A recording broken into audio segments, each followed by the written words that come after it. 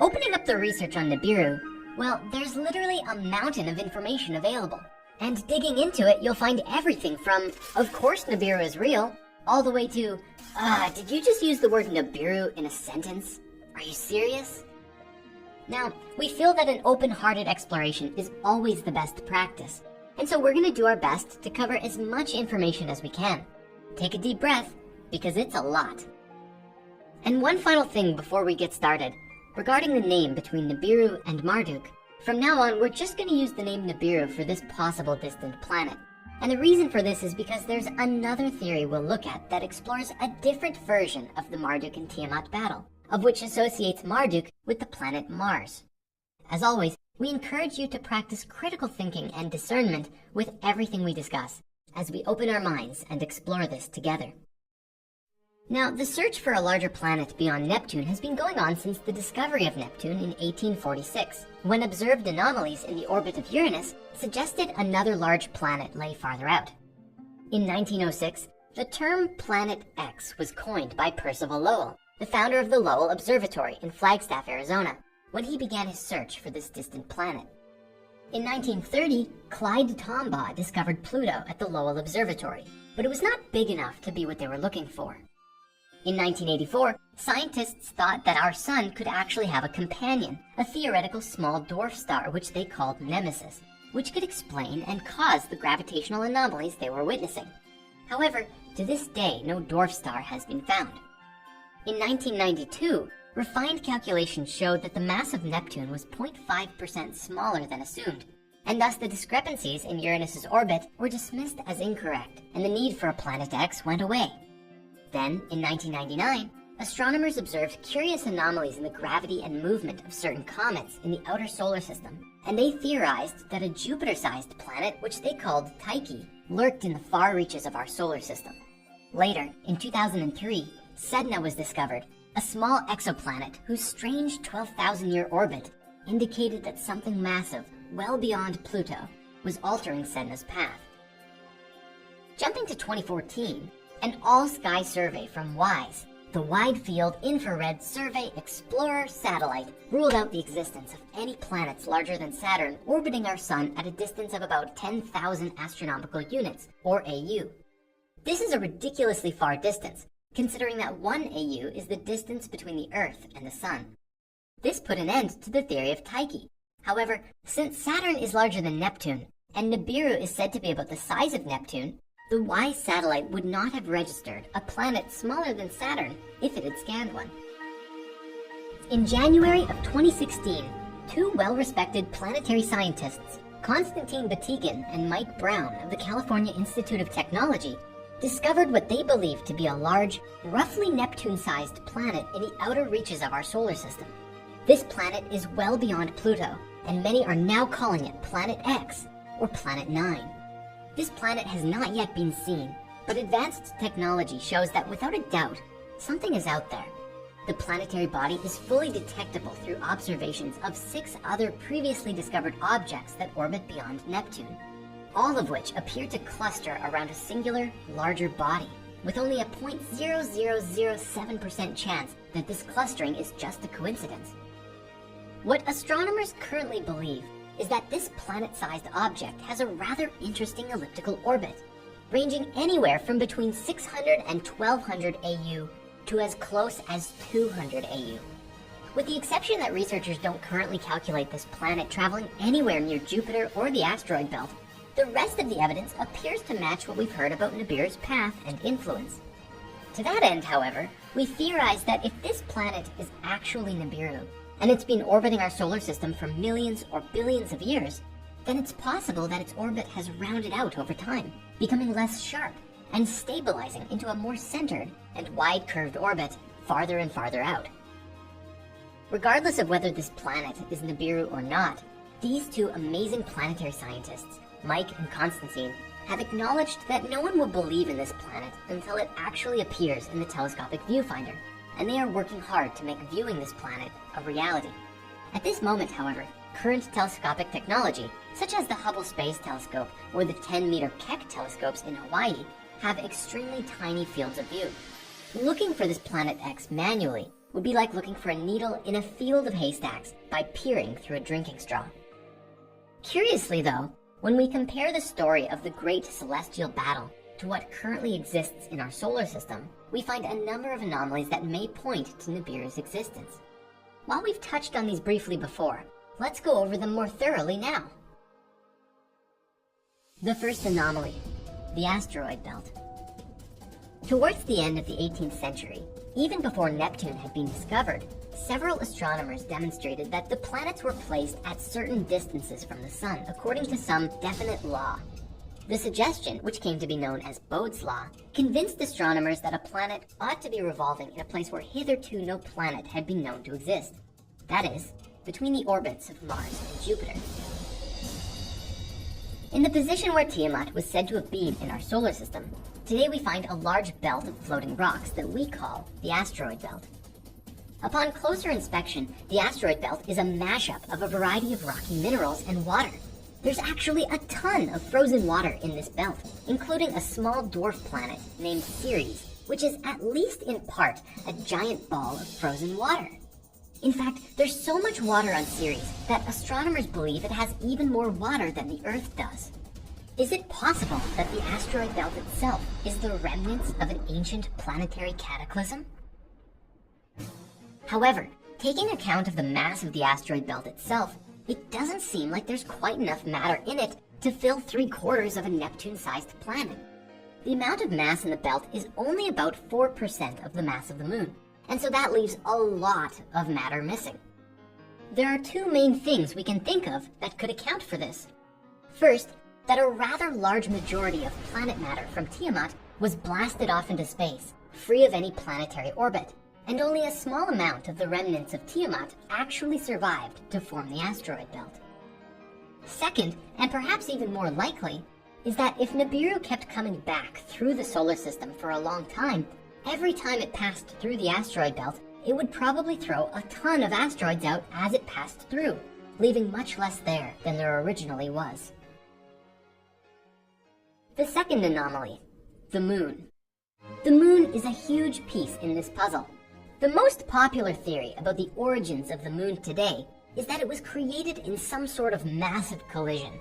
This leading theory is called the giant impact hypothesis, which suggests that the Moon was formed out of the debris left over from a collision between Earth and an astronomical body the size of Mars approximately 4.5 billion years ago. This theory goes on to state that the Moon is likely made up of matter from both the Earth and the body that crashed into it, causing a thorough mixing of material from both parent bodies. This theory is favored by scientists regarding the creation of the Moon because of a body of evidence, including that the Earth's spin and Moon's orbit have similar orientations, and that Moon samples indicate the surface was once molten. Further, and coinciding with the first anomaly, there is the discovery of water on the Moon. But not just on it, in it also. Lunar astronauts from the 1970s had collected these tiny glass beads left over from ancient volcanic eruptions. And recent investigations into these beads found that little bits of water were actually hiding inside them.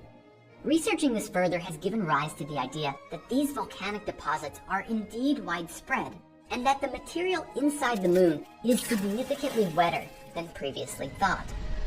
Together, both the cataclysm and the water on the Moon supports the theory that the Moon began as a fragment of Tiamat.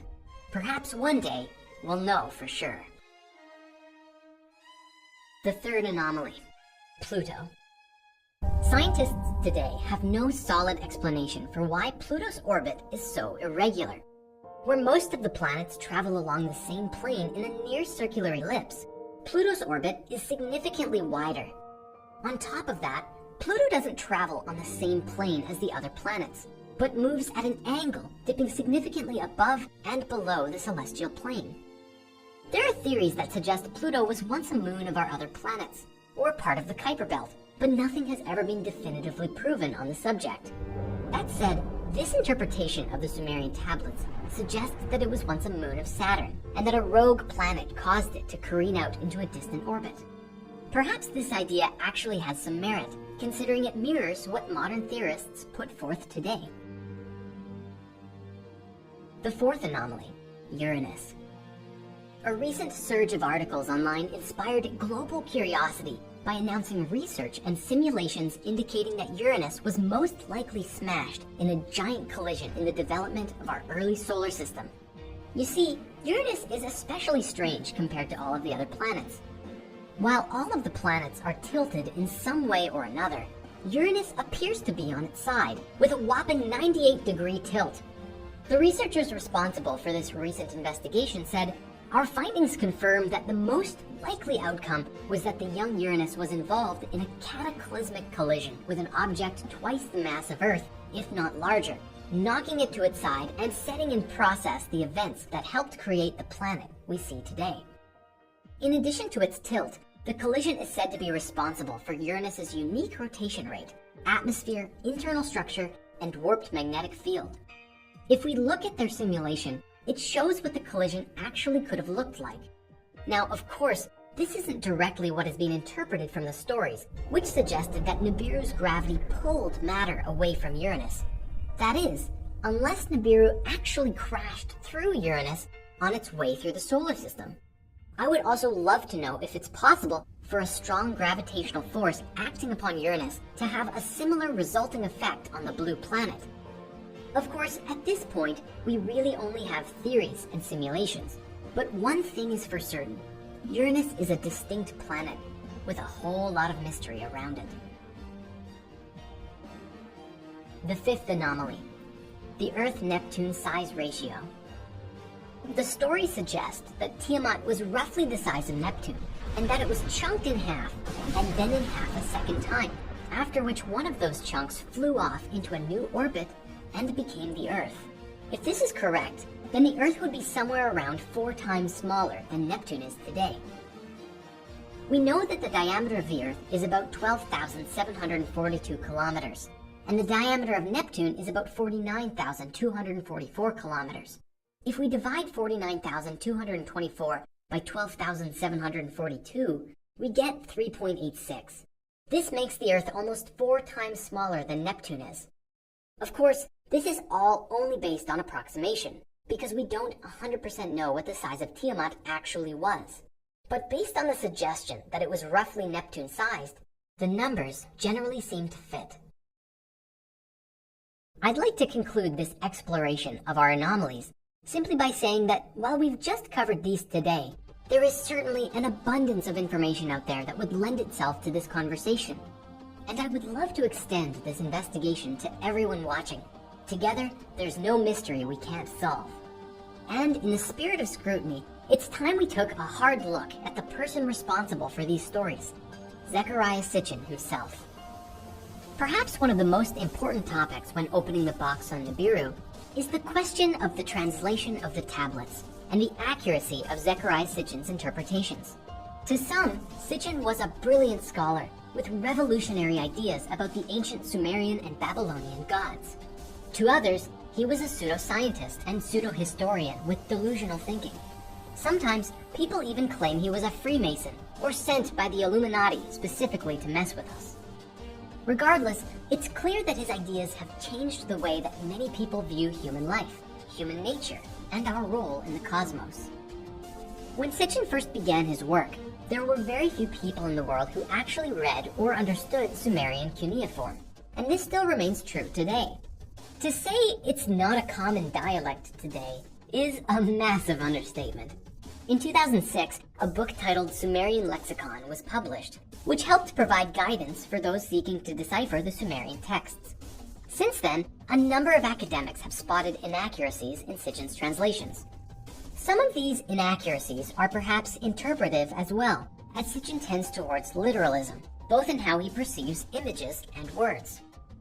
Certain scholars also contend through literal interpretation that Sitchin ignores known historical and mythological contexts in favor of his own views. For example, Sitchin is very famous for pointing to a seal called Cylinder Seal VA243, which depicts an image of a circle surrounded by 11 smaller circles. This, according to Sitchin, is an image of our solar system, as the story is told in the tablets.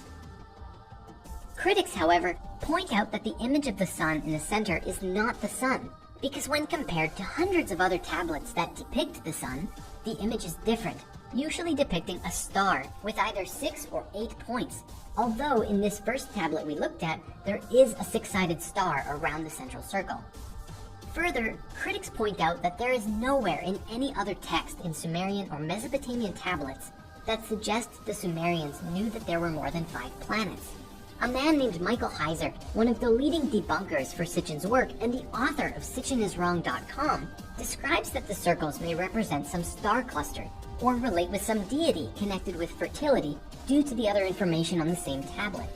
He also suggests that it could describe the 12-member council of the Mesopotamian gods, called the Anunnaki, but he insists that it's absolutely not a solar system. What do you think? Do you believe this could be a solar system? Please share your thoughts about it in the comments. Now, Michael Heiser has presented a great deal of information on his numerous websites explaining his theories of the Sumerian tablets, how Sitchin is wrong, and what he believes the tablets actually say. But of course, with every debunker, there's a debunker for that debunker. And a man named Eric Vandenberg published a document titled Heiser is Wrong in response, and explains that due to Michael being a fundamentalist Christian, his perspectives on the tablets usually attempts to place the stories inside a worldview that fits with his own Christian perspective. Eric breaks down a number of ways that Sitchin was actually correct, despite Michael Heiser saying he wasn't. One example is that, according to Heiser, there is not a single Sumerian text that associates the Anunnaki with Nibiru, and he then challenges ancient astronaut theorists to show him such a text. He encourages investigators to use the online electronic text corpus of Sumerian literature, or ETCSL, to do the research. However, according to the ETCSL, not only are the Anunnaki found in or associated with Nibiru, but they are found there quite frequently. Though this is not to suggest that Nibiru is explicitly a planet, the discussion about what Nibiru is definitely still up in the air. We'll post links in the comments so that you can read the work of both of these men and decide for yourself what you choose to believe. Again, we always want to remind everyone to practice healthy skepticism and discernment when looking over the information. Of course, it's obvious that no ancient translation is going to be 100% accurate about everything, especially when there are so many renditions of the various stories across history. Not to mention, if the ETCSL or Sumerian lexicon book got even a small number of translations incorrect, it could lead to huge amounts of information being interpreted wrong, or at least very different from its original intention. Speaking of interpretations, it's important that we recognize the version we have been exploring of the Tiamat and Marduk battle as these planets is only one interpretation, and there are others out there just as compelling. I'd love to take a moment now to explore another version that is extremely interesting, which is found within the Electric Universe theory. Spearheaded by the Thunderbolts project, this theory has been rapidly growing in popularity lately, which describes the entire universe as electrically connected. It explains that the sun isn't actually a nuclear fusion reactor as we've believed for so long, but is essentially a massive electric ball of plasma powered by these galactic electrical currents that spiral out through the arms of the galaxy in a pattern that looks very much like Fibonacci. It's very relatable if we consider stars to streetlights drawing energy from power lines, where the power plant is the galactic center.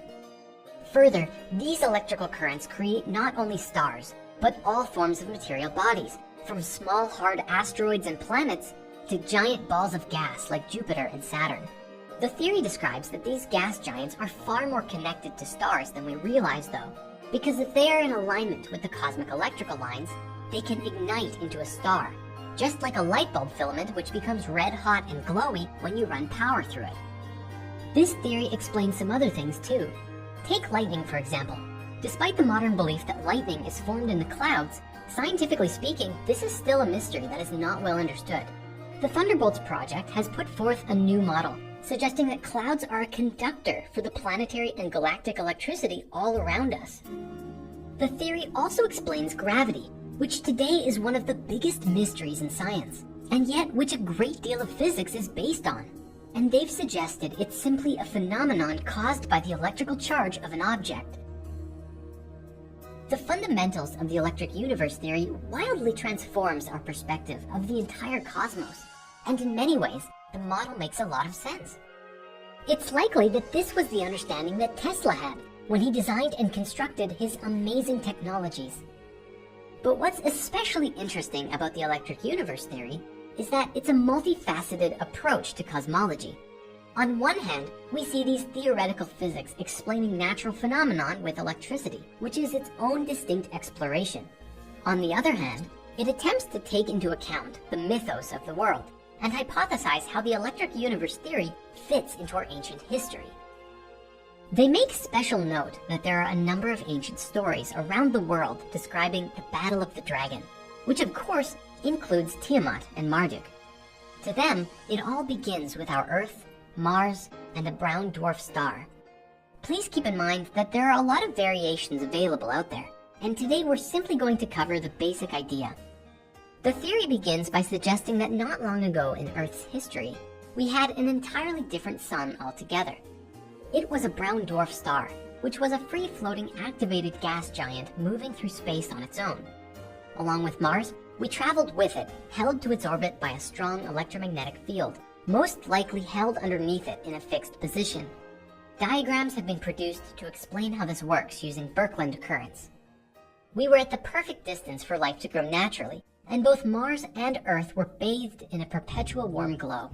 It's possible that even Mars had life at this stage in its history. As our star traveled through space, eventually it came into the vicinity of a different solar system, with a much larger star, approaching at about 24 degrees to the ecliptic. When our small star came close enough into the field of this new star, it caused the brown dwarf to short circuit, and released its electrical, and thus gravitational hold on the Earth and Mars. As this was happening, the little dwarf star went through some extreme changes. Its electricity was going haywire, turning off and on, losing its energy, and it began discharging a tremendous amount of matter. The largest of all was a massive body of fiery material, which would become the planet Venus. When it discharged, it came out with sort of a backwards kick, explaining why it has a reverse rotation spin than all of the other planets. It is believed that it would have emerged out as a fireball with a greenish hue, but was destined to cool and solidify into the Venus we know today. Much of the other matter that it discharged may have even stayed in the orbit of the gas giant, giving it several large rings. What happens next is quite dramatic. Imagine being on the Earth as it topples through space into a new solar system looking for a sustainable orbit, with the inhabitants not knowing if they were going to survive or not as the universe whirled around them, and only really seeing stars for the first time once free of the warm glow of the previous star. Wallace Thornhill, the chief science advisor for the Thunderbolts project, estimated that the transition from one sun to another would have taken about 300 years. As for Venus, it began acting as a comet, hurtling through the solar system at a phenomenal rate. And then, something catastrophic happened, as Mars and Venus gravitated dangerously close to each other. A massive discharge of electricity exploded between them. These planets were also fairly close to the Earth in proximity, and this event rained lightning and massive rocks down to our blue planet. This relates with a few things mythologically. First, it's theorized maybe this is why the goddess or feminine was often associated with green, and the masculine and warrior deities with red, due to the color of the stones crashing down from each planet. Further, there are a number of ancient myths describing a goddess raining fire or destruction down from the sky, such as Inanna in Sumeria, Hathor in Egypt, Kali in India, and more. We also speculate that if Mars did have life at this period in history, this could have been the event that blew away Mars's atmosphere, as opposed to the ideas we first put forth in the original human history movie. As for the small dwarf star, having short-circuited and lost its radiant red glow, it settled down to become a gas giant, which also found a new orbit behind Jupiter, and thus Saturn was born. The proponents of the electric universe theory suggest that this event was actually the terrifying Battle of the Dragon, which is a legend appearing around the world, including the story we've been exploring, Tiamat and Marduk, where in this version, Marduk was Mars and Tiamat was Venus. It is suggested that this event happened while there were humans on the planet, and those who survived this event were changed forever. Myths and religions were established which described a story of creation, and a battle of the gods, which we see the roots of in many world religions today. All over the world we find this symbol. And just look at all of the versions of this. This image is believed to have been the polar configuration of these planets in alignment with each other, Mars, Venus, and Saturn, marking a shift for our planet forever. And now Venus, as terrifying as she would have been, would also have been magnificently beautiful to watch dance through the sky. It's possible that there are some connections here between her and several familiar characters in modern religious mythology. Venus is commonly known as the bright morning and evening star, due to her appearance in the sky in the mornings and evenings just after the sun rises and sets. It's interesting because in Christianity, the morning star is a name given to both Jesus and Lucifer. And relating this to Venus, it could imply that she represents both beneficial and destructive qualities. This theory actually works in many ways, explaining why Earth, Mars, and Saturn all share a very similar tilt degree when compared to the other planets, which might imply that Neptune was also along for the ride, because it too has a fairly similar tilt degree. However, there is still a lot of mystery around the whole thing, because we don't yet have a definitive explanation of the other gods in the Babylonian story.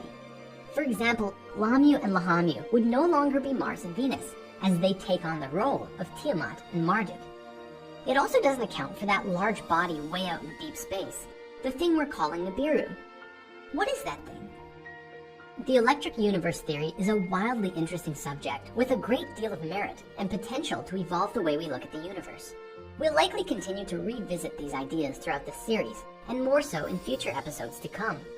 For now, if you want to dive in, we highly recommend the brand new series called Electric Universe on Gaia, which features Wallace Thornhill, the chief science advisor of the Thunderbolts Project, as they present the entire theory in a brilliant series of episodes, and you can find links to watch the entire thing in the comments below. Further, we would absolutely love to hear what you think about this entire theory. Between Sitchin's and the Electric Universe versions, which one do you like better? And do you think there's some way the two stories fit together? If you have some thoughts on these interpretations, or additional research you'd like to share, please post them in the comments below. You see, at the end of the day, there are so many distinct renditions of this story, and I personally find so much joy and fascination in discussing them all. There's one version where Nibiru was believed to be in the place of the asteroid belt, and then it exploded for some reason or another. And another version where way out in deep space is not just a singular planet, but another small dwarf star that we are in a binary system with, of which that rogue Nibiru planet is just one of the planets orbiting that star. Since the tablets say that Nibiru was Marduk's star, maybe Marduk is the planet and Nibiru is the star. It's for this reason that we really want to encourage compassionate collaboration and discussion regarding all of these ideas. If we explore our history together with open minds and open hearts, not only will we make it significantly easier to make sense of our ancient past, but will also set us on a course for a more harmonious future for all of us. Before we bring this conversation to a close, I'd like to return to the idea of this exoplanet Nibiru for a moment, because there's a very important aspect of this that needs to be discussed. You see, whenever you start reading about all of these conspiracy theories on Nibiru, you'll find a lot of stuff like, Nibiru is coming next year, it will collide with the Earth and kill us all! Or at the very least, equal to doom and gloom kind of stuff. Personally, I wanted to take a moment to dispel these rumors and say that Nibiru colliding with the planet is not something we need to be worried about. Even if the stories are true, and this rogue planet really does come into our solar system every 3,600 years, it wouldn't actually ever come close enough to our planet to cause a collision. It would only come as close as the asteroid belt. And sure, we'd probably see a lot of earthquakes and such from the gravity or electrical charge of Nibiru impressing itself upon the Earth, but it wouldn't kill us all if we weren't prepared. That said, the astronomers currently don't see Planet X coming anywhere near us, and so I don't believe that's our most pressing concern at the moment. In fact, there's a much bigger concern we should all be focused on together. But before we can discuss that, we have to provide some more context first. At any rate, we have found that after reading Sitchin's work, the interpretations of other scholars, And observing the anomalies in history and in our solar system, we've come to the conclusion that there is enough information here that this story deserves a big open discussion. We trust that as humanity evolves, we will continue to discover the true nature of our origins. The truth is, this story is only just getting started. Everything we've looked at so far is just the jumping off point for so much more. As we move forward, we begin to see these ancient gods interpreted in new ways, no longer as if they were planets, but actual beings who played a part in our history.